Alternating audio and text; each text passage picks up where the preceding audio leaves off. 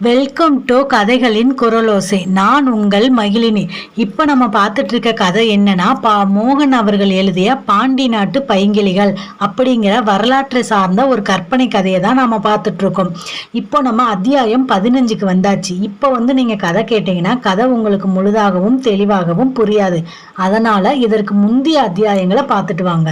இதற்கு முந்தைய அத்தியாயங்களோட லிங்கை டிஸ்கிரிப்ஷன்ல கொடுக்குறேன், பார்த்துட்டு வாங்க. சரி, நம்ம கதைக்குள்ள போகலாமா? அத்தியாயம் 15. கயல்விழியின் நிபந்தனை. இலங்கையில் இதுவரை நடைபெற்ற நிகழ்ச்சிகளையும் தற்போது தமிழர்களின் படைபலத்தையும் கேட்டு தெரிந்து கொண்ட கயல்விழி சற்று நேரம் அமைதியாக அமர்ந்திருந்தாள். அவள் முகம் இறுகி இருந்தாலும் வேறு எந்த உணர்ச்சிகளையும் அது பிரதிபலிக்கவில்லை. அங்கிருந்த அனைவரும் அவளையே பார்த்து கொண்டு அமர்ந்திருந்தார்கள். சற்று நேரம் கழித்து தலையை மேலும் கீழும் ஆட்டிக்கொண்டாள் கயல்விழி. பெரியவரே என்று விக்கிரமணனை பார்த்து அழைத்தாள். சொல்லம்மா என்றார் அவரும் பரிவுடன். பாண்டியர் படை உங்களுக்கு உதவ வந்த பிறகு உங்கள் படையுடன் சேர்ந்து போரிட்டு சிங்களரை வென்றுவிட்டால் யார் ஆட்சியில் அமர்வது? நீங்களா? இல்லை இவரா? இல்லை இவரா என்று கூணனையும் இளமாறனையும் சுட்டிக்காட்டி கேட்டாள். போரே இன்னும் துவங்கவில்லை. அதற்குள் வெற்றி தோல்வியை பற்றி சிந்திக்க இயலாத நிலைமையில் இருக்கிறோம். அதற்குள் யார் ஆட்சியில் அமர்வது என்ற சிந்தனையே எழாதே என்றார் விக்கிரமன். ஏன், உங்கள் வீரத்தில் அல்லது பாண்டியரின் ஒத்துழைப்பில் உங்களுக்கு நம்பிக்கை இல்லையா என்று கேட்டாள் கயல்விழி. அவள் பேசுகிற தோரணையை கண்டு இளமாறனே வியந்து விட்டான். இதுவரை பாண்டிய தளபதியின் மகளாகவும் தன் காதலியாகவும் இருந்தவள் தற்போது பேசும் தோரணையே மாறிவிட்டது என்று சற்று யோசித்தான் இளமாறன். பாண்டிய மன்னனின் பிரதிநிதியை போல் தேர்ந்து தெளிவுடன் பேசுவதை ஆச்சரியமாக பார்த்து கொண்டிருந்தான் இளமாறன். அப்படி இல்லையம்மா, போருக்கு முன்பே வெற்றி தோல்வியை எப்படி கணிக்க முடியும் என்று கேட்டார் இளமாறன். தோல்வி அடைவதற்காகவா போர் செய்கிறோம் என்று அடுத்த கேள்வியை கேட்டால் கயல்விழி. அப்படி இல்லை என்று ஆரம்பித்தார் விக்கிரமன். அதற்குள் கயல்விழியே குறுக்கிட்டாள். ஐயா, முதலில் நாம் நம்புவோம், நாம் வெற்றி பெறுவோம் என்று நம்புவோம். அந்த நம்பிக்கை தான் நமக்கு வெற்றியை தரும். எதிரி எவ்வளவு பலமானவனாக இருந்தாலும் நமது போர் தந்திரத்தாலும் நமது ஒற்றுமையிலும் தான் நமது வெற்றி நிச்சயமாகிறது. அதனால் முதலில் நாம் நம்மை நம்புவோம் என்று கூறி நிறுத்தினாள் கயல்விழி. எல்லோரும் அவளையே வியப்புடன் பார்த்தார்கள். இவள் போர் எதையும் சந்திக்காததால் இப்படி பேசுகிறாள். அதோடு இளம் வயது, இப்படித்தான் பேச தோன்றும் என்று கூட விக்கிரமன் சிந்தித்தார். ஐயா, நான் போர்க்களத்தை காணாதவளில்லை. என் தந்தை தலைமையில் படை நடத்தி போர் செய்யும் போது நான் தனியாக நின்று அங்கு நடப்பவைகளை கவனித்து கொண்டிருக்கிறேன். நாம் ஒரு வியூகத்தை யோசித்து கொண்டிருப்போம். எதிரியின் தாக்குதல் வேறு மாதிரி அமைந்துவிடும். அதற்கேற்றாற் போல் நாம் நமது வியூகம் மாற்றி போரிடும் போது சில சமயங்களில் தோல்வி கிடைக்கும். அதையெல்லாம் யோசித்து யாரும் போரை கைவிட்டு போர்க்களத்தை விட்டு ஓடி விடுவதில்லை. நான் பெண்தானே என்று நினைக்க வேண்டாம். என் தந்தை என்னை எவ்வளவு நம்பி இங்கு தனியாக அனுப்பி வைத்திருக்கிறார். அடுத்து பாண்டிய மன்னனை சந்திக்க என்னை அனுப்புகிறார் என்றெல்லாம் சிந்தித்து பார்த்தால் என் வயதுக்கு முன்பாக என் அனுபவம் உங்களுக்கு புரியும் என்று கூறி நிறுத்தினாள் கயல்விழி. இப்போது அனைவரும் அவளையே ஆச்சரியத்துடன் பார்த்தார்கள். என்னை யாரும் எந்தவித பதிலும் கூறவில்லை என்று மறுபடியும் துவங்கினாள் கயல்விழி. இல்லையம்மா, நீ கூறுவதெல்லாம் உண்மைதான். உன் கேள்விகளை மறுபடியும் கேள் என்றார் விக்கிரமன். போரின் வெற்றிக்கு பிறகு யார் அரியணையில் அமர்வது? இதை முதலில் நாம் தெளிவுபடுத்தி கொண்டுதான் அடுத்த கட்டத்திற்கு செல்ல வேண்டும் என்றால் கயல்விழி. அனைவரும் ஒருவரை ஒருவர் பார்த்து கொண்டார்கள். அந்த முடிவுக்கு இதுவரை நாங்கள் யாரும் வரவில்லை என்றான் கூணன். இதுவரை வராதது உங்களிடம் படைபலம் இல்லாததும் அதனால் வெற்றி பெறுவது சந்தேகம் என்பதாலும் இருந்திருக்கலாம். ஆனால் இப்போது பாண்டியர் படையும் உங்களுடன் இணைகிறது. நீங்களே ஆட்சியில் அமர்வீர்களா என்று மறுபடியும் விக்கிரமனை பார்த்து கேட்டாள் கயல்விழி. இல்லையம்மா, அந்த நினைவு எனக்கு இல்லை. எனக்கு மிகவும் வயதாகிவிட்டது. மேலும் போரில் வெற்றி பெற்றால் கூட நான் உயிரோடு இருப்பேனா இல்லை போரில் இறப்பேனா என்று தெரியாது என்றார் விக்கிரமன். அப்படியானால் இவர் என்று கூணனை காட்டினாள் கயல்விழி. என்னை பார்த்தால் ஆட்சி பீடத்தில் அமர்வன் போலவா இருக்கிறேன்? கிண்டல் செய்கிறாயா பெண்ணே என்று சீறினான் கூணன். இல்லை இல்லை, அடுத்த பெரியவர் நீங்கள் தானே, அதான் கேட்டேன். சரி, நீங்களும் இல்லை என்றால் அடுத்து இவரா என்று இளமாறனை சுட்டிக்காட்டி கேட்டாள் கயல்விழி. இல்லை இல்லை, இவனுக்கு வேறு வேலை இருக்கிறது என்று அவசரமாக மறுத்தார் கூனன். அப்படியானால் யார்தான் ஆட்சியில் அமர்வது என்று கேட்டால் கயல்விழி. விக்கிரமன் எல்லோரையும் கையமர்த்தினார். யாரும் குறுக்கிட்டு பேச வேண்டாம் என்று. பெண்ணே, நாம் வெற்றி பெற்றால் பாண்டியரே ஆட்சியில் அமரட்டும் என்றார் விக்கிரமன்.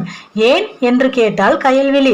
நாம் வெற்றி பெற்றால் கூட நமது தமிழர்கள் ஒற்றுமையாய் இருக்க மாட்டார்கள். அதனால் அவரே ஆட்சியில் அமர்வது நல்லது என்றார் விக்கிரமன். நிச்சயமாகவா என்று கேட்டால் கயல்விழி. ஆம் பெண்ணே, இது இந்த சிங்கள நாட்டின் தலைவிதி. சிங்களர்கள் ஆட்சியில் அமர்ந்தார்கள், அவர்களுக்குள் ஒற்றுமை இல்லாமல் வெட்டி கொள்கிறார்கள். தமிழர்கள் ஆட்சியில் அமர்ந்தால் ஒருவரை ஒருவர் காட்டி கொடுத்து கொண்டு அழிந்து போகிறார்கள் என்று வெறுப்புடன் கூறினார் கூனன்.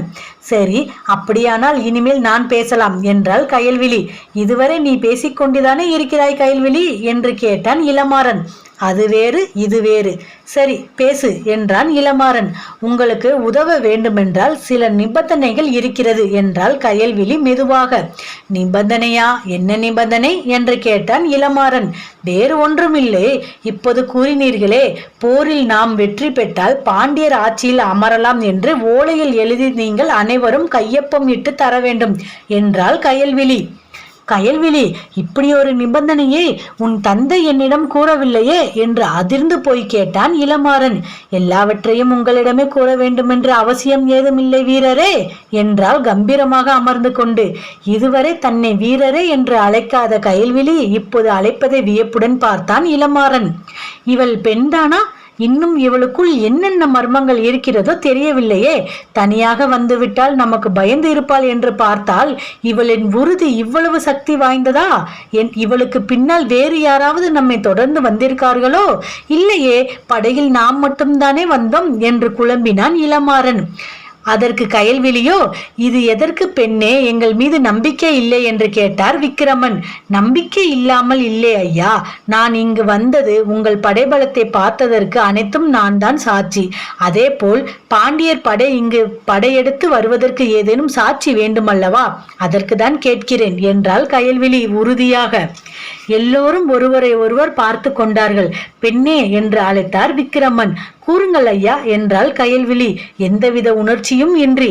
பாண்டியர் களப்பிரர்களிடம் தோற்று மறைந்து வாழ்வதாக அறிந்தேன் என்றார் விக்கிரமன். ஆம், இது அவருக்கும் தெரியுமே, தெரிந்துதானே உதவி கேட்டார். நீங்கள் எந்த நிலையில் இருந்தீர்களோ அதே நிலையில்தான் பாண்டியரும் இருக்கிறார். ஆனால் உங்களோடு படைபலத்தில் கொஞ்சம் அதிகமாகவே இருக்கிறார். மேலும் உதவி கேட்டு வந்தது நீங்கள்தான் என்று சுட்டிக்காட்டினாள் கயல்விழி. சற்று பொறுத்து பேசினாள். நீங்கள் யோசித்ததே முடிவு செய்து சொல்லலாம் என்று கூறிவிட்டு இருக்கையை விட்டு எழுந்தாள் கயல்விழி. இளமாறன் அவளை அமர வைக்க துடித்தான். இல்லை மகளே, அமரு என்றார் கூனன். நீ பேசியது அனைத்தும் உண்மையே. நீ கேட்டபடியே ஓலை தயார் செய்து தருகிறோம். எப்போது மறுபடியும் திரும்பி செல்ல போகிறாய் என்று கேட்டான் கூனன்.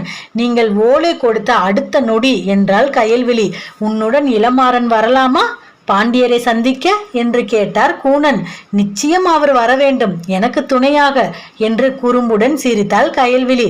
உனக்கு துணையாகவா? இதுவரை நீ பேசியதை பார்த்தால் அவனுக்கு நீதான் துணை என்று நினைத்தேனே என்றார் விக்கிரமன். இல்லை ஐயா, அவர் இருந்த தைரியத்தில்தான் இவ்வளவும் பேசினேன் என்றாள் கயல்விழி. அனைவரும் கலையலாம் என்றார் விக்கிரமன்.